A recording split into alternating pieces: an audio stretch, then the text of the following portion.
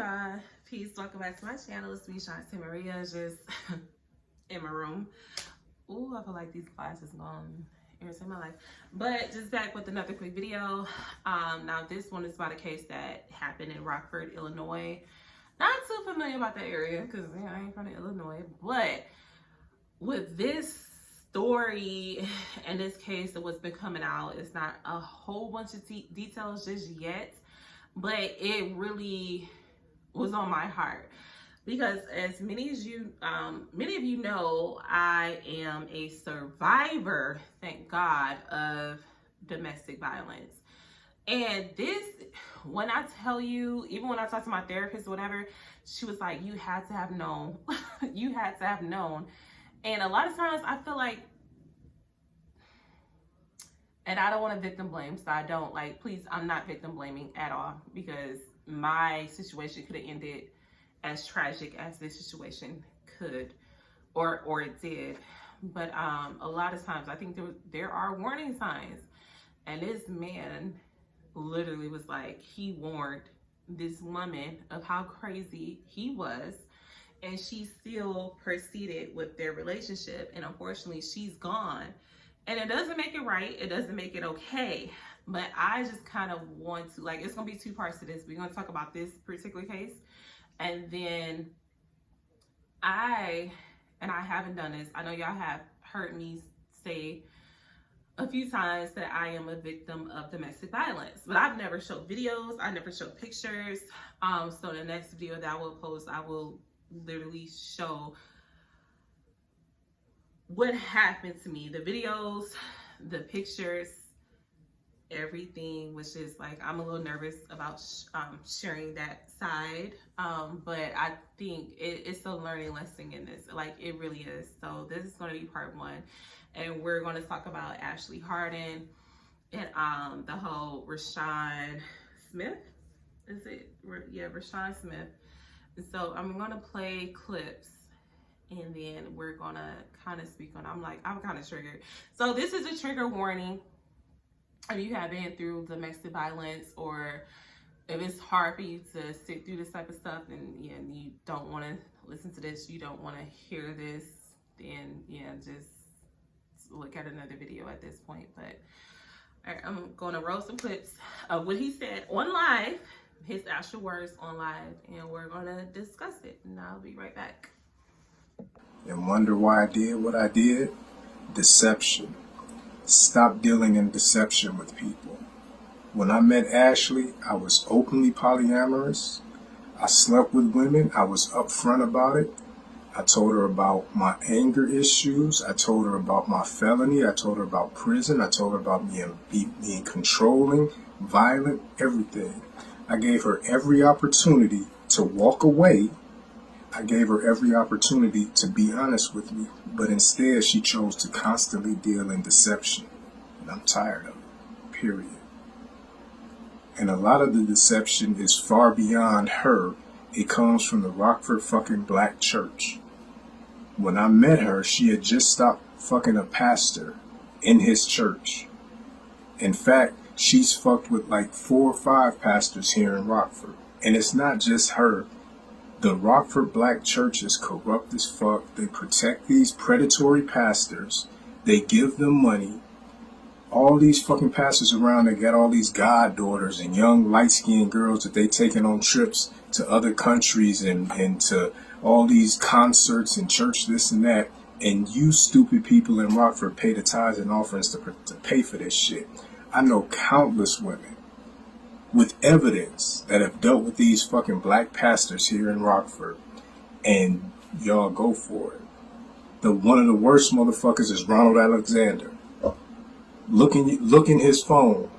Look in your daughter's phone if he's if your daughter go to his church. Look in her phone. E.J. Parham. I don't know how the fuck he became a pastor, and everybody know he used to buy pussy on Broadway almost every fucking day. Bishop James fucking his own granddaughter.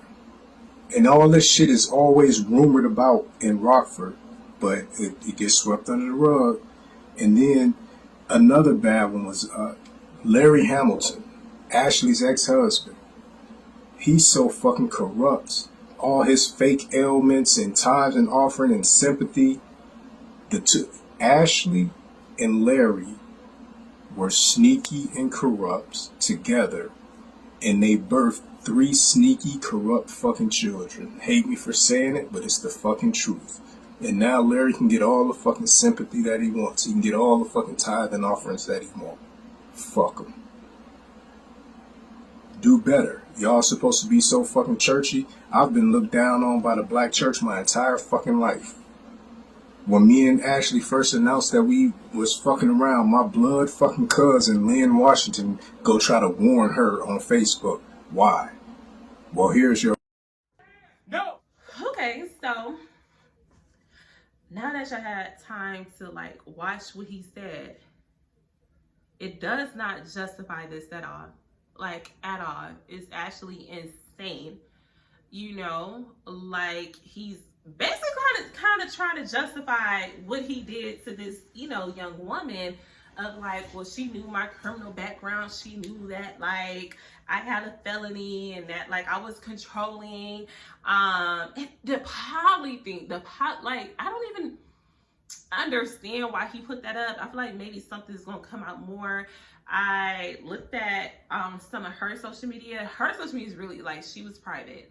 So I didn't really see too much. I see some friends that came out and was like, she was so in love with him, yada, yada, yada. Y'all know I believe in poly or whatever. But that is my thing too. I did a podcast not that long ago and I was talking about how some men take advantage of the whole poly thing and they use that as an excuse to just be with multiple women. And I haven't posted that podcast to my channel yet, but I will eventually. But it's that type of men I don't agree with. But I have definitely been in poly relationships with those type of men where like literally they were like, well, I want to be with her, I want to be with her, I want to be with you, but you gotta like take care of me. I have this background. I can't really get another regular job because of this, but that's why I have my wives. Yeah. You know, so like men really abuse like the whole poly dynamic, and I feel like he was one of those that did as well. But I can also say he was, you know, he came off as toxic. And sometimes you have to live and learn. And I'm trying to be really, really sensitive with my words because this is like a really fucked up situation. And it's unfortunate. I'm not justifying anything, you know, because I've been like, literally my situations could have ended in death. Like when y'all see the videos, it could have ended in death. Like it was really on the brink of that, you know? So when love is powerful, and love can be really scary because you can love someone beyond reason. You can love someone beyond like what makes sense. You can see them and realize, okay, he might not be the best man, but maybe I can change him. And I think a lot of us women, we go through that where we see the toxic traits. We see that like he is a horrible individual, but for whatever reason, we look at those good moments that we share and we be like, oh, well, we were good at this moment and he just had a bad day. And or if he did yell at us or he did hit us, it was just a bad moment, instead of seeing it for what it is. And that's what he was saying. Like, she knew that he was fucked up. She knew. But a lot of us know. You know, a lot of us kind of want to be I probably have so many story times that I can share, but a lot of women want to be the exception to the rule. We want to be like, yeah, he did you wrong, but he'll never do me like that. The whole time, you need to believe him for what he is. He's telling you, I'm toxic, I'm abusive, I ain't shit, And you're still like, yeah, but I can change you. Oh, but because we had these, you know, few good nights, you would never treat me like that. The whole time in his mind, he's telling you, I warned you. I warned you. You see how he talk about the church, her family, whatever. He already had animosity, so much animosity. And I'm pretty sure that had to came out in their relationship of how he feel about certain things and certain people in her life. Red flags. I'm not going to really deal with a person and they're like, I don't like your mama. Like, you know, on one hand, it's okay. My mama can be mean as hell. But when I say my mama was always right, my mama is 75. And I will tell you, every time she had an inkling that this man was not good for me, my mama was right. It took me 32 years. Probably not 30, so I say 30 years. But it took me 30 years to realize, dang, I just thought my mama made me be happy the whole time. She was right. She was right. She wasn't hate. She was, because she lived and she saw and she, you know, can see how, you know, traumatizing some people can be. But sometimes we got to go through it on our own. But let this be a warning. Because I'm about to be in the brink of tears. Like, when I saw this, for whatever reason, it had been on my heart to share my story recently. I was like, oh, maybe I shouldn't share it. Because, you know, like, my channel can be all over the place sometimes. I'm like, that's also something very, very personal to me. Even though I briefly speak about it, I never showed videos. I never showed pictures. I never, you know, of me, you know, of what happened to me. I'm kind of, I don't even know if I'm gonna show it because I'm like, I'm at the brink of tears. But I also feel like if I don't show it, these situations keep happening. As small as my channel is, if 2 people can watch the video that I pray I have the courage to post, and they take heed to that, if they take heed to that and avoid these men and listen to these signs, I'm okay. You know, if I can save 2 women lives, and they can, or not even save their lives, but just save them from being beat and feeling worthless, if I can do that,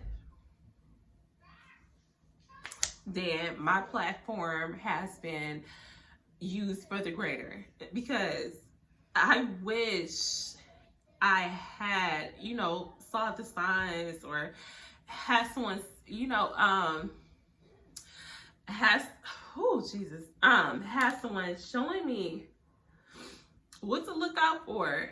And I think I had to go through it on my own, especially on this level. Like, I feel like I went through it before. I went through men that put their hands on me and I was like, I'm out. But on this level where I allowed this man to live with me, use me financially, cheat on me. I mean, he gave me warning signs. This man would literally tell me, you know, I have kids. I have two kids. He don't have children. And it was so many warning signs. This man would literally joke after he would put his hands on me about being a single father. All the time, these kids are not his biological kids.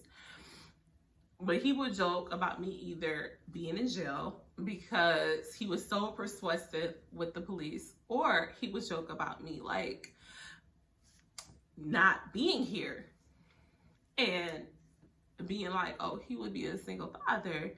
So my kids, they're not biologically his, but we lived, you know, I moved out, I did it first. I moved out of state and he moved in with me. And those was really big red flags. Like, what do you mean I'm not gonna be here to take care of my kids? You know, like that, like I'm really all they have at the end of the day. You know, and I should have saw that as my exit sign out, and I still stayed, and I had to endure what I had to endure. And yeah, so ladies, when men really tell you who the fuck they are, don't try to change them. If they're telling you they are controlling, abusive, or like, I just want you to myself, I don't even like another man looking at you, that's a big red flag. Like, I literally just cut somebody off recently, real fast. I can't even say cut him off, because we started talking on Facebook, went to college together, and he went off on me. Like, we had a conversation, but he was telling me about his past, how he has a certain job. And I think he told me all of this because I told him what I was doing. He wants in my life or whatever. And he kind of told me what his life was like. And I think he started feeling inadequate a little bit. And he was like, well, I don't have my own place right now, and I'll be moving into like a low income place. And on top of that, he was like, I don't have transportation right now. Now, looking at him, he's fine as hell, you know? So that's what caught my attention first. I'm like, okay, I went to the same college. He does have a college degree, 6'5", bearded, tall, you know, very tall, educated. But he has a really bad anger streak, and he thinks it's cute. And he was like, oh, I'm just this big man, don't be afraid of me, yada, yada, yada. And I'm like, yeah, I'm not afraid of you, but it's almost like I'm turned off. And I kind of just told him that. I'm like, so you're trying to date, but you know what I mean? Like, you're not even really stable enough to date. And he kind of went off on, like, when this man went the fuck off on me. So I was like, yeah, no, you know, because I already went through so much shit. And I'm like, you're already showing me that you are abusive. He's already kind of told me that he was abusive towards women, which is why he has a criminal background, which is why, even though he is highly very educated, he has this anger streak, and he hasn't been able to progress in life. And I'm like, okay, whatever. And I was trying to just be nice about it. We can be friends, we can kick it. But as far as us being together, absolutely not, you know. But I feel like I'm finally at that point where I can be like, look at someone, and no matter how good they look, how good they sound, how much we might have fun together, no, I'm not about to be your next victim, or worse. You know, I'm not. And he kind of took offense to it, and I'm like, no, you're already telling me you are very controlling. You don't have self-control. You don't even have your life together at this point. And I think most of us don't. I don't have my life together, but I'm pretty much stable enough to take care of my family and take, you know,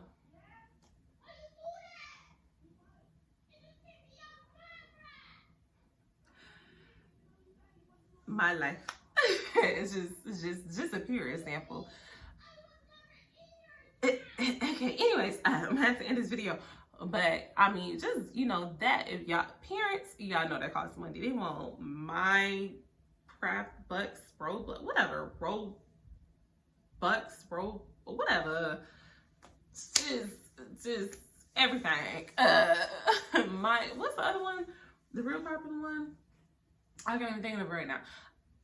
All of that my kids have, and that costs money. It's like they whole Xbox careers is based on a whole nother check. So yeah, but I feel like I'm finally there now where I just can't afford to ignore red flags anymore out of the sake of, oh, maybe I can change him, or no, I'll be happy by myself, gladly by myself, taking care of my kids, and just living my life, because it ain't worth it. It ain't worth it. But so stay tuned for part 2 of this video. It's gonna be my story that I never told, or kind of briefly told. But I think at this point, young women and women my age, I ain't old, you know, and that it needs to be told, and it needs to be shared, because if it can save one person or two people, if it can save them, then I'm happy. So I said, I might have to film this maybe at a later date for that because I'm already been in tears from this, and it's hard. It's hard. But yeah, young ladies, say heed. Don't ignore red flags. It's not cute for someone to be obsessed over you. It's not cute for someone to be like, I'm so toxic, I'll kill over you, or I can't live without you. No, no, no, no, no, no, no, no. If someone says that, you need to go. You need to go. Because that means they don't have anything to lose. You will never win with someone that has nothing to lose. If they don't have anything to lose, baby, you don't want that man. You want the man that has a lot to lose, including you. You know, he has a lot to lose, including you. He has a career. He's taking care of his children. He has a decent place to live, cars, a beautiful life. He's traveling. He's living his life. That's the man you want. That's the man you want. You don't want to be with a man that has an extensive criminal record and just has a record of being toxic and abusive and like, oh, I told her I'm a felony. I told her like I'm crazy over my women. I told her this. No. Leave. That's not cute. I know a lot of us think that's cute. And it's not. Take it from your auntie. I feel like I'm a lot of y'all aunties age. I want to be some of y'all. I could be a big sis to some of y'all. I ain't that damn old. But I can be an auntie to a lot of y'all. You know, I'm 32. So I can be your big sis or your aunt. And that's a red flag. Trust me. That is a very big red flag. You want to be with someone that's like, I'm not even about to go there with you. I'm not about to yell at you. I'm not about to fight with you because they have too much to lose. They have as much to lose as hopefully you do. Hopefully you have your career established and you're taking care of, you have children, you're taking care of your kids. You have a place in your name. You know, you're taking care of your business. Other than that, baby, I leave little sis. Leave little sis, leave little niece. Like, go. It ain't worth it. I damn near lost my life. Like, this shit ain't worth it. So, yeah, I guess I'll talk to you guys a little bit. It's like, oh, this went longer than what I thought it was gonna be. I want it to be short and sweet, but I guess I know I'm not really a short and sweet person. So, yeah, I'll see you guys, I guess, whenever I post the next one and get the courage to. I feel like I'm gonna knock it out tonight, so we'll see. Anyways, peace. Love you guys.